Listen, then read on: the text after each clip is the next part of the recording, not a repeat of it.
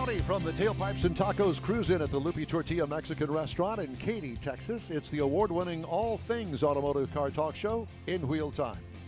Just ahead, we'll be talking with more of the participants at this morning's car event. Our new car of the week is the 2021 Dodge Charger Hellcat Red Eye. Whew. This week in automotive history, the Cruisein calendar, and the stories making automotive news headlines. That and more just ahead on today's In Wheel Time Car Show, live for Saturday, January 16th, 2021. Howdy, along with Mike Out of This World Mars, King Conrad DeLong, Jeff Zekin, and David Ainsley. I'm Don Armstrong. Jeff is out today, a little under the weather. He should be back with us next week. Get well soon, Jeff. And just to let everybody know, I've been admonished for saying radio show. But, you know, when you've been in the business as long as I have, it's kind of drilled in there, and it's just kind of automatic. It just rolls off the tongue. So I'm sorry. Not. But at any rate, there is that. It's a great event out here today. The weather is chilly, but it's nice. It's invigorating. Is that what it is? You're vibrating. I just made that all up. I'm trying to stay warm. Matter of fact, I've got gloves. Why don't I put them on? Oh, I was going to say, now you got gloves? I've had gloves, but trying to turn the page with gloves on is a little bit difficult. That's true. Needless to say. Yeah, because you're not allowed to lick your finger anymore with COVID. Yeah, what was it? There was a show that I was watching last night. It was a news show, and apparently, in all the crap that's going on up in Washington, they zoomed in on one of our representatives, not here locally, but in some area of the world, that was in Washington. And what did he do? He was wearing a mask, but decided that he had to sneeze, so he pulled his mask down and sneezed into his bare hand. Oh, what is wrong with this man? Are you kidding? Okay. Have we learned nothing? We've learned nothing so far after a year of this.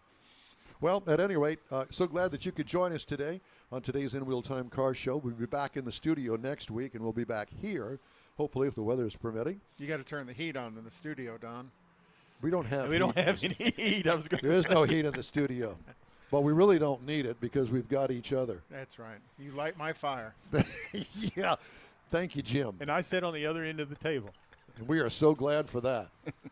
But at any rate, Mr. Mars, I see we got another special guest here joining us. You know, we were talking about his car, this blue. I'm not sure what color blue that is. Called Rapid Blue. Rapid Blue. Here, pull this down here a little bit we'll get you potted up here today. Rapid Blue.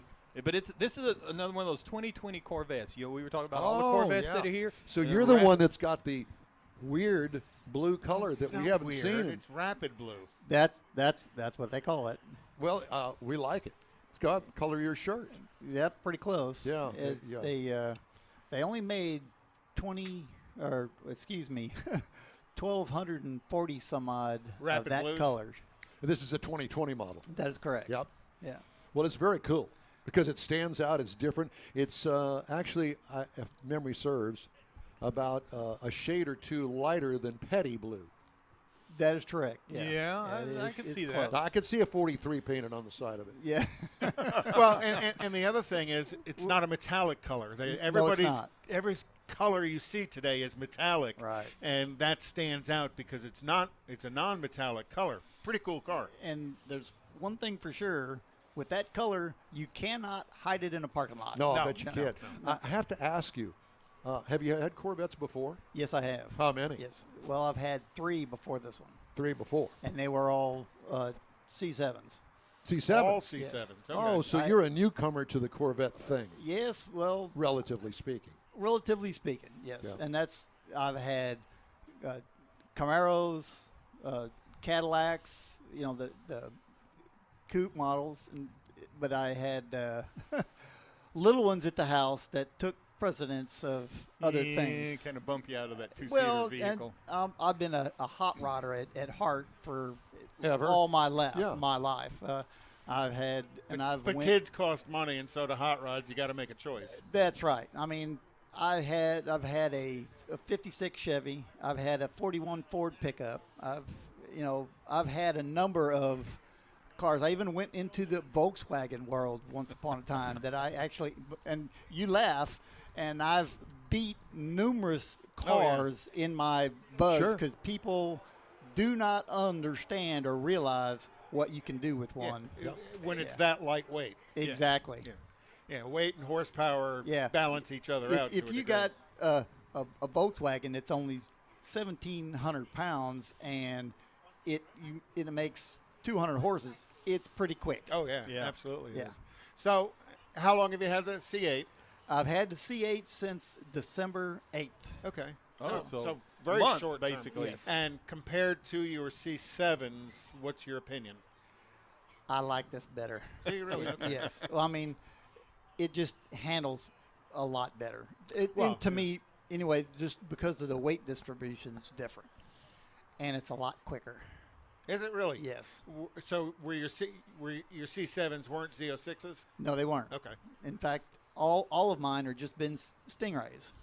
But still, the 0 to 60 times in this are quite a bit different. Oh, yes. Definitely a lot different. Well, different transmission. Yes. I think that has a lot to do with it. Right. Yeah. That and just the gearing of it. Yes. Yeah. Right. Exactly. Well, I've owned and driven the only one I didn't, let me think. Now, the 58 was a C2. Yeah. Yeah. But I never drove a C1. You started with the C1, the 54s, right? No. The C1 is, yes, the 53 is a C1. Right. But the earliest model that I ever owned was a 58. And then I had a 65, 77, 88. Oh, there's a 65 in your there, too. 58 is still considered a C1. Is it? C2 was the when they made the change in 63. Okay. Well, whatever the case.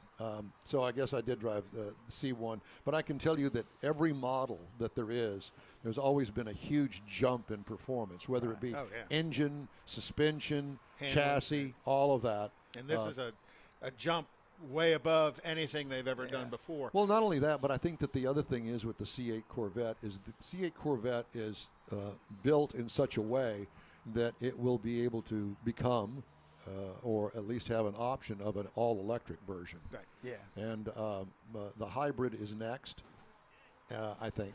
I don't know. I actually think they're probably going to do generationally if they come out with a Grand Sport or a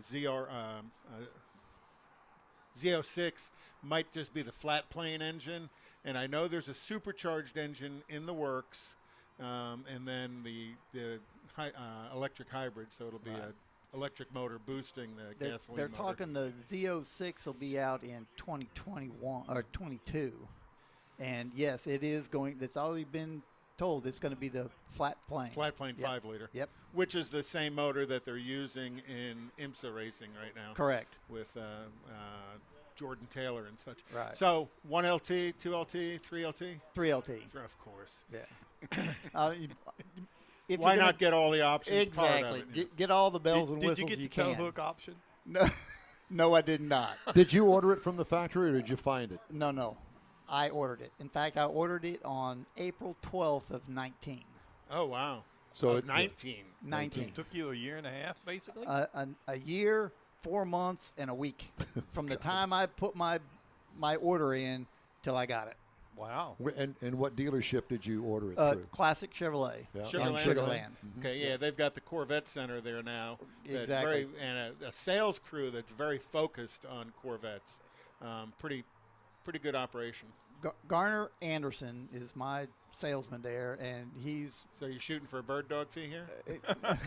sure it's $100 if I get somebody to get in there. Why You know, not? but You got to split it with us. but nonetheless, I mean, You get a he tow was for that. phenomenal through the entire process, keeping me informed. I mean, I've heard horror stories of people that didn't know where the car was. or what's going on or whatever, and he would make sure I understand. There's been a couple of times because I was like so many guys were in different forums and getting Reading information all the horror from stories, all getting information from different places, and sometimes I'll get the information and call him and let him know what's something that happened, because I knew a number of people that have access to some of the databases, and I was on it every day. So how many miles do you have on it now? Right at 2,000. Okay, so you've already burned through the Yeah. green part of the PCM. I picked it up on a Tuesday. A Tuesday, I think. I took it to get the paint correction, my Ceramic coating. windows tinted and stuff. The next day, I picked it up 4 days later, and before I got home, I completed the 500-mile braking. he took the loop a couple of times. Yeah. Pretty much. It's something like that. But, I was not going to go home till I got it done. Did the color have anything to do with taking that long to get it, or that just the that production was really probably the biggest part of not getting it as quick as it did. Number one, I had to deal with the strike last year. Right. Oh, yeah, and then the 2.5 month shutdown for COVID. Well, and they also had to shut down for some quality issues. And that was only for about a week. Yep. And that particular color, there was 3 colors that were at the end of the 12. There were 3 that weren't going to be produced till the last allocation unit. And Really? that's very typical on Corvettes. Exactly. Is they not seasonalize colors, but they want to shoot that color consistently, and they'll kind of batch them all together in a bin sequence. And that happened to be one of the 3 colors that was on the end. Yeah, there was a generation of Daytona Sunset Orange Metallics. They did the same thing. But through the years, different colors were only going to be sprayed for a month or 2, maybe 3 months max during the production run. Yeah. Well, that kind of very, very common. Kind of makes sense, from a quality perspective. Yeah, it does. But I'll tell you that the paint on the C8 is generationally advanced over the paints on the C5, C6, and C7s. Right. In fact, my very first one, actually, let's see what my first one was one of the first years that with the new paint facility. Mm-hmm. So, and it made a big difference. Yeah, I worked for General Motors, and I was actually assigned to the Bowling Green assembly plant for about 20 years. Yeah. So I kind of watched the Corvettes come, 99 to 2000, about 10 years, and the evolution of the paint process there, as well as the customer issues with the paint process there. So that's, they listen. The Corvette engineers and the Corvette marketing department, they listen to customers very well, because a lot of their customers are relatively loud about what they want and what they expect, and they react to it. So I'm pretty impressed with through the years how they've always reacted for make sure they were taking care of customers. And then when you compound it with a dealership that works that hard at keeping you happy as well. Have you found anything yet on the C8 that you're going, I wish they'd have done that just a little bit differently? Not really. No? Not so much. Well, of course, you're just now dating. Well, so. true. Yeah. But and I tried to. Of course, I've had an actual owner's manual for close to a year before I got the car. You read there was one. Believe it or not, that was one of the only reasons. Yeah, you're one of the few people. does. In fact, I got nothing else to do. Instead of there was a PDF file that you could get and download. I actually went and printed it out. It's in a binder, I could actually flip through it looking for different things, and I'd read something on a forum, and okay, so I'll go and look it up. So maybe when it's time for me to actually get in my car and start playing around some with stuff, and of course, like every manual out there, it's not really written for the user for a lot of times. A lot of times, sometimes it's written because it legally has to be. That's right. Exactly. And it doesn't necessarily organize itself for the user to find. And sometimes you got to really dig around to find what you were looking for. Well, and the interesting thing about that is if you become versed in the owner's manual, you know things about the car other people who've had their cars have no clue is available to them, especially in the electronic age, as all the thne systems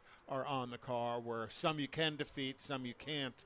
I'm a firm believer, and I've told people this since the C5, is never touch the button.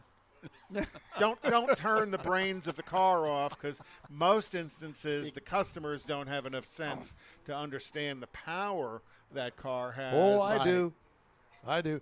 Don't ever turn off the traction control unless you've got a parking lot that is a mile square. Well, that's what I mean by the button. You know, that button, don't touch the button unless you're really wide an open experienced spaces, person. a lot of ground, just like you mentioned. That's because there's no telling what direction it might go. That's right. So, in other words, what you've just said to me is that you're pretty much the ultimate car nerd, like most of us. Well, I'd like to think so. No, he's more so because he's read the owner's manual.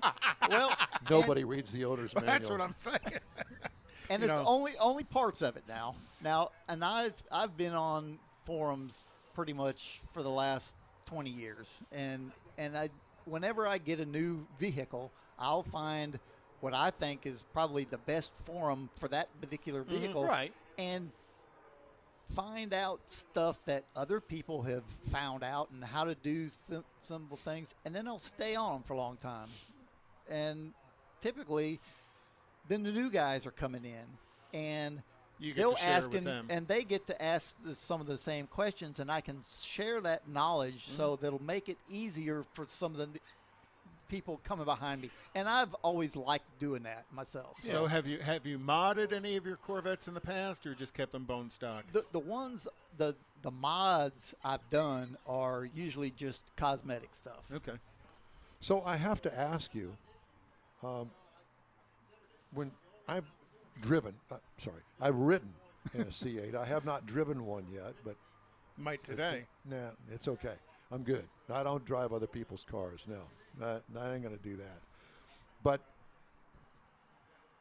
have you actually thought of, maybe perhaps that if I press this button or press that button, because the Corvette, along with many other cars that have lots of things on it, like the Hellcat Red Eye, that you're able to go in there and change all sorts of stuff. Performance parameters, yeah. Yes. All of it. Have you played with all of that yet? I wouldn't say all of it, but I've played with a lot of it. Uh-huh.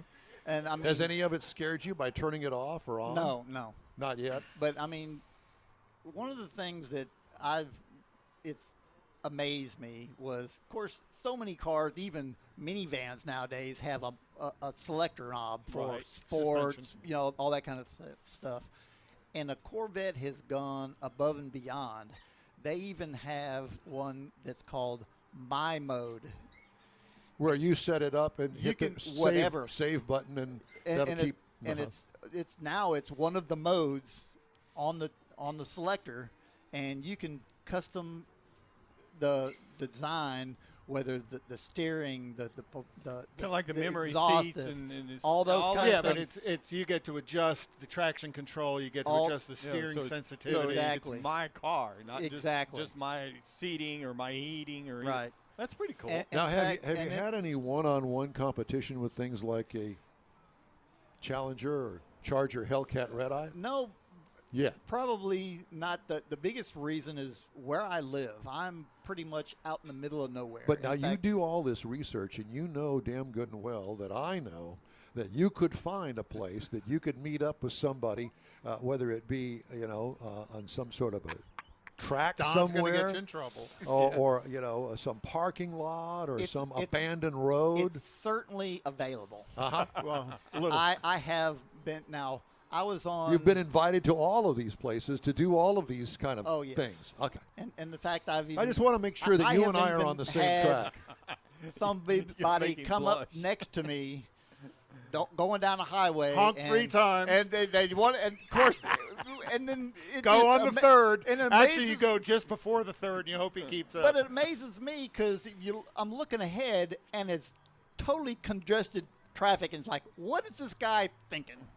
I know, like, but okay, see you later. You know darn good and well, just like I do, that back when you were in high school. Oh yes, that's all I needed to hear. Yeah. So you're thinking about your age, and he doesn't now. want to admit to it. Oh no! That car is pretty easy to pick out of a crowd. Exactly right. Like I said, you can't hide it anywhere. And for numerous reasons too, but I have made or had the opportunity to go somewhere to where it was 100% wide open. And How'd that work out for you? There was nobody as far as you could see, and I knew the area, and there's basically a marked mile. Okay. Yeah. Just to find out, or just what it'll do in the mile. You don't have to tell us. No, but it's faster than I've ever gone on four wheels before. Either being driven or driving it yourself. Yes. But I do want to tell you that. It's I do want to amazing. tell you that And there is a so Houston smooth. Police Department police officer, and he's been taking notes. Yeah. Right Standing right behind you. Yeah, And- he's texting all this stuff to somebody. He even knows And your you know what? name. Text car, your and- license plate to somebody. Well, it just so happens I can count on my hand. I have 2 DPS officer friends, 2 Harris County officer friends. He knows somebody. Oh yes, It never did me any good. I knew it. Pasadena friends. So well, so that if they wanted, when we wanted to do something that I was Not referring supposed to no, it was cordoned off on both ends. Oh, well, that's. So it was, I'd say legal. See, You he's, know, like, it was- he's like John Hennessy, right? Let's go out and see how fast I can drive through the toll Right. plazas. Yeah. And Doing and be- research for yeah. and, Well, and, yes, and, construction and company. have somebody with you that's going to make sure the roads were totally safe. And a so witness. That was done. Exactly. So it was. Can it I was- get a witness? I get a witness. Well, The okay. ones I know offered to slip me some coffee through the bars. That's all they offered me. Slip you a Mickey. Yeah. All right. Well, thank you so much for joining us. You're we really more than appreciate welcome. it. Story's great and great conversation. Thank you. You're more We than love welcome. your car. Thank you. Thank you. All right, time now for this hour's car review.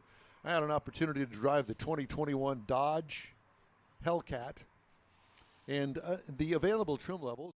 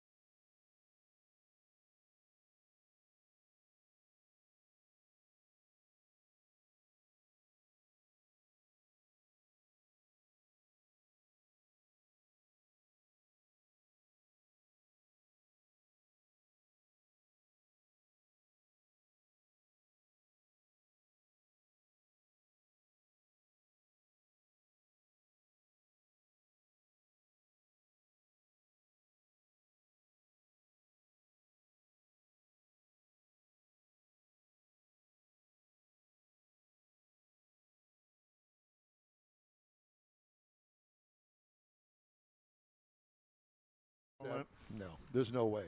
I love the car. You couldn't put together a parts list and get that amount of horsepower for that amount of money anywhere. I don't care who you are, even if you own the damn parts company. That's so composed that the horsepower and the suspension system with that kind of a very luxurious interior as well. By the way, they're actually selling that now as a crate engine. So if that's what you're The Elephant. is what the they Elephant. call it, yeah. There you can get that. Just on a personal note, it had so much horsepower it was scary. And I like horsepower, and I've driven lots of horsepower. And even though it's got traction control on it, I was worried. Well, it's not my car. I don't own it.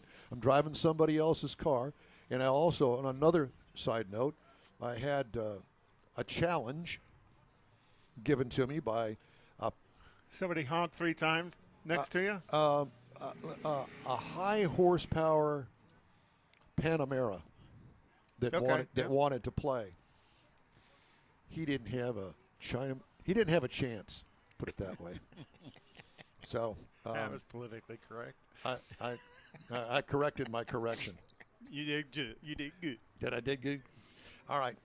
That's it for this portion of the In Wheel Time Car Show. We've got the last segment of our show today coming up right after a quick break. Stay with us. Tailpipes and Tacos is Houston's premier cruise-in, and you're invited to join in. Whether you're a cruiser or spectator, Tailpipes and Tacos is the place to enjoy made-to-order breakfast tacos, fresh coffee, and mingle with Houston's fun car people. Mark your calendar for Saturday, February 20th for Tailpipes and Tacos at the Lupe Tortilla Mexican Restaurant in Katy, 8 a.m. to 11 a.m. Tailpipes and Tacos is free, and everyone's invited. You'll see collector cars, hot rods, customs, magnificent originals, and resto mods all at one location. Cars from all over Southeast Texas cruise in and show off in a friends and family event at the Lupe Tortilla Mexican Restaurant on the Grand Parkway at Kingsland Boulevard, just south of I-10 in Katy. Drag racer, car enthusiast, and Lupe founder Stan Holt brings you Houston's hottest cruise in, Tailpipes and Tacos, Saturday, February 20th, 8 a.m. to 11 a.m. at Lupe's in Katy. The In Wheel Time Car Show will be there too. Get your ride ready, and we'll see you at the Tailpipes and Tacos Saturday morning cruise-in, February 20th, 8 to 11 a.m. at Lupe's in Katy, weather permitting. Texas Truck Works is your go-to truck customizer. From mild-to-wild lift kits, custom wheels, and steering and handling enhancements to the best personal and commercial wraps, Texas Truck Works delivers. Let Texas Truck Works founder Scott Stevens help you get the most out of your truck or Jeep. Texas Truck Works has decades of customizing experience, including power adders and complete engine swaps. Let the Texas Truck Works team design an upgrade plan that fits your budget. Get truck attitude today at TexasTruckWorks.com.